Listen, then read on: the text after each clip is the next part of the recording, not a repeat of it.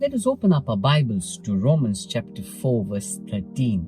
It says there, "For the promise to Abraham and his offspring that he would be the heir of the world did not come through the law, but through the righteousness of faith." Here we see it's speaking of the promise that God made to Abraham. The word promise comes from the word epangler, which means to declare, to tell, to announce. When you look at that word to declare, when you think about that word legally, a declaration once made, it is legally binding. That means what God is speaking here when He promised that promise to Abraham, what He's saying is, I am binding myself to the word I have given you. I am binding, let me say that again, I'm binding myself to the word, that promise that I have declared over your life. When you look into the promises, the declarations that God has given us in His word, there's so many.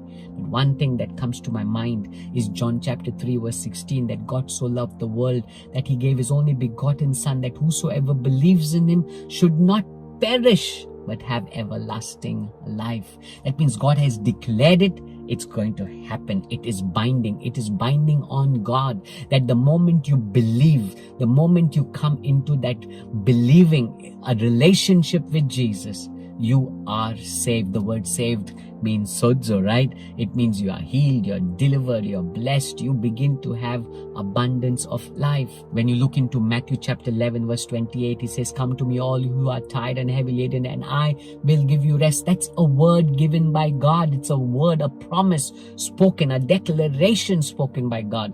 Now what happens is, it is binding on God. That means God says, I spoke it, I will do it. I want to remind you today, what are the words, the promises that God has spoken to you? Remember, if God has spoken it over your life, He's saying is, I bind myself to my word.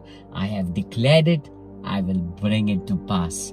And that's why no matter what's happening around you, do not be disappointed. Do not let your circumstance depress you. Do not let what you're seeing before your eyes put you in a position of hopelessness. Keep reminding yourself, my God has declared it. My God has spoken it. Come on, because of His word, for His word, He will definitely keep it. He has spoken it, right? He will definitely do it. He's not man that He will lie. In fact, He has spoken it. He's bound to His word. A legal word, when it is spoken, a declaration, when it is made, it is binding.